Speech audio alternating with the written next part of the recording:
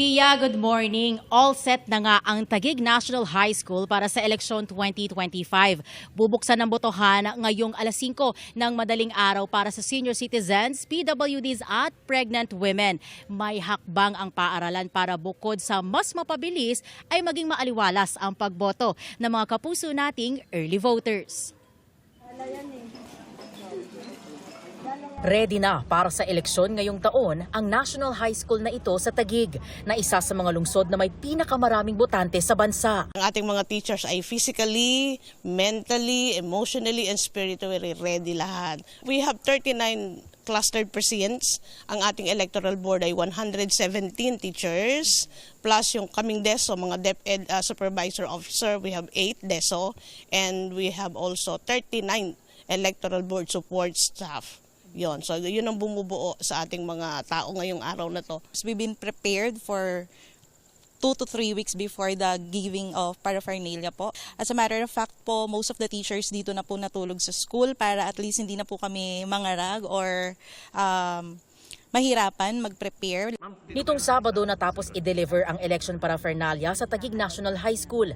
Dalawa ang itinalagang voting areas para sa mga botanteng senior citizens, PWDs at pregnant women.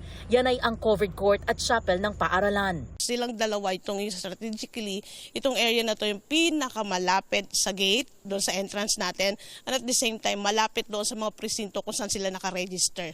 Also, dito rin natin inilagay dahil sa panahon, yung heat na nararanasan natin. So mas maalwan dito sa covered court kung dito sila magkakas ng kanilang boto.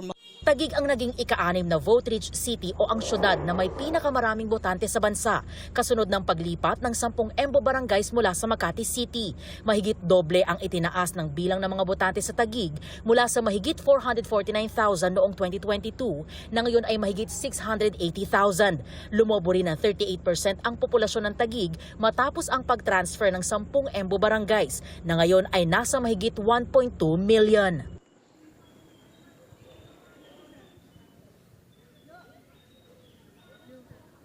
Pia, yung nakikita ninyo sa aking likuran ngayon, yan yung main entrance at nag-iisang entrance dito sa paaralan. No? Diyan pumapasok yung ating mga botante at kanina ilang minuto lang bago mag-alas 4 ng madaling araw ay nagsimula nang pumasok yung ating mga poll watchers. Dito naman sa aking kaliwa, ito yung chapel, no, na isa doon sa priority o yung special polling precinct natin. Ito yung lugar kung saan boboto naman yung ilan sa mga kapuso natin na senior citizens, PWDs at pregnant women. Ito yung tinalaga nila na area, no, para sa mga voters na yon dahil ito nga yung pinakamalapit sa ating main entrance. At yan yung ginawa ng paaralan para hindi na mahirapan yung mga early voters natin ngayong eleksyon 2025.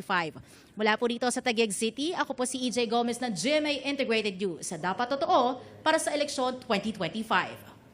EJ, hihintayin ba ang alas 5 in punto para buksan ang gate at papasukin yung mga maagang boboto para doon na lang sila pumila at maghintay sa loob? O talagang pwede na silang pumasok ng bago mag alas 5 para doon na maghintay?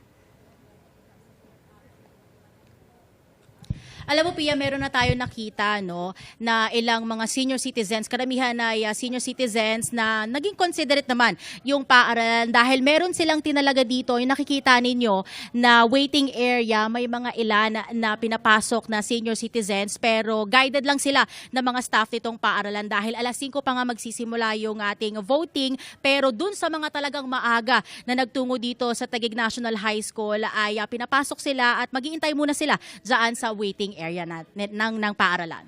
Pia? Alright, EJ, nakikita na natin na unti-unti na nga silang dumarating para maghintay dyan. Maraming salamat sa iyo, EJ Gomez.